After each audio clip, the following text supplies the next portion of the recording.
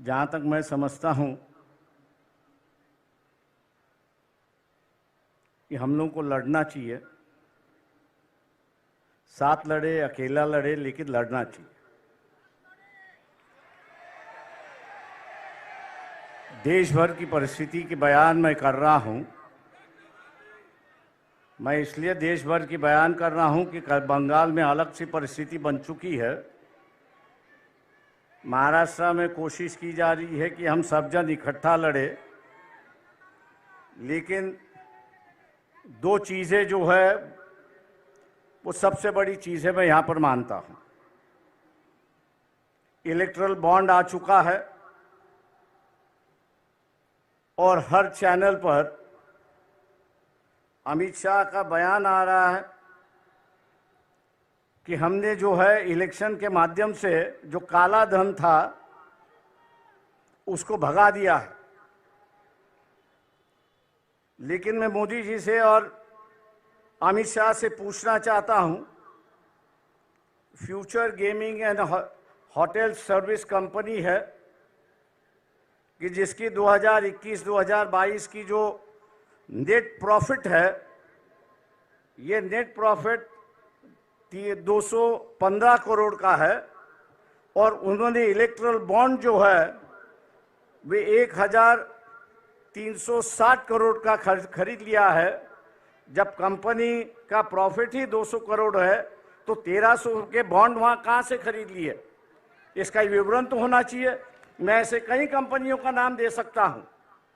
क्या हम लोग इनको टारगेट करेंगे या नहीं करेंगे? मोदी से ये सवाल पूछेंगे या नहीं पूछेंगे? और हम लोग जरूर पूछना चाहेंगे कि आप कह रहे हो, अमित शाह से हम कह रहे हैं कि आप टीवी पर जवाब देते हो, तो इसका जवाब दीजिए कि इस कंपनी के पास 1300 करोड़ रुपए कहां से आए, इसका जवाब होना चाहिए। आप इन पर ईडी की इंक्वायरी करवा रहे थे, लेकिन ईडी की इंक्वायरी अब रुक चुकी है। ऐसी एक परिस्थिति है। मैं समझता हूं कि एक मामला है कि जिसको हमने उठाना चाहिए। दूसरा, प्रियंका गांधी जी से मेरी नम्र विनती है कि मोदी जी कहते हैं कि ये देश मेरा परिवार है। ये बात सही है कि ये देश उनका परिवार है, लेकिन उनका जो असली परिवार है उनमें से एक महिला उनके साथ में नहीं रहती है। हो सकता है कि अगले साल के इलेक्शन में जो हो रहा है, मोदी जी दोबारा प्राइम मिनिस्टर ना बने।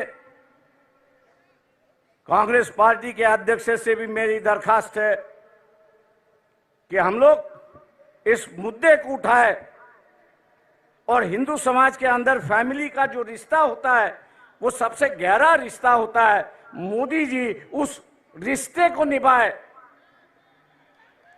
उस रिश्ते को निभाए और अपनी पत्नी को अपने साथ में लेकर रहे। 2-4 दिन बाकी है, उसके लिए हम लोग को लड़ना चाहिए। मैं उम्मीद करता हूं कि खड़गे जी जब बात करेंगे इस पर जरूर अपनी टिप्पणी यहां पर करेंगे, क्योंकि वह हिंदू संस्कृति की बात करते हैं, हिंदू रिवाज की बात करते हैं और वही रिवाज और वही उसको मानने के लिए तैयार नहीं। पर्सनल मामला है, मैं जानता हूं, लेकिन कल्चरल की चर्चा जो है ये आरएसएस ने शुरुआत की, कल्चरल नेशनलिज्म की गई, कल्चरल हिंदुइज्म की गई।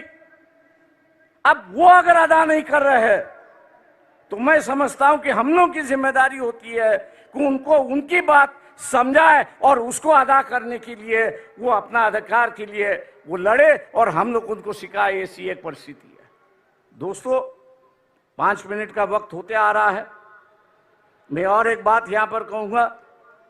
राहुल गांधी जी से मेरा दरखास्त है यहां पर, वो ये है कि ईवीएम जो है 2004 से मैं उससे लड़ रहा हूं। आज भी बंबई हाई कोर्ट में उसके लिए मैं लड़ रहा हूं। पिछली 6 महीने से जब ईवीएम इंक्वायरी की बात आई तो इलेक्शन कमीशन उसको टाल रहा है। उसकी जो मशीन आती है वो अमेरिका से आती है। लेकिन वहां के जो चिप उसमें दो है, स्टोरेज चिप जो है, वो यहां 20-20, 25-25 रुपए में मिलते हैं कि जिसको मैन्युपुलेट होता है। राहुल गांधी से मेरी दरखास्त है कि पार्लियामेंट भी किस पे विश्वास करे, पेपर ट्रेल पे विश्वास करे और ईवीएम पे विश्वास करे। तो पार्लियामेंट ने कानून से कहा है कि अगर डिफरेंस आया, ईवीएम के काउंटिंग में डिफरेंस आया और पेपर ट्रेल की काउंटिंग में डिफरेंस आया, तो मानना है कि पेपर ट्रेल का जो वोट है वही आपको मानना है, ईवीएम को बगल में रखना है। क्या हम लोग इस इलेक्शन के पहले,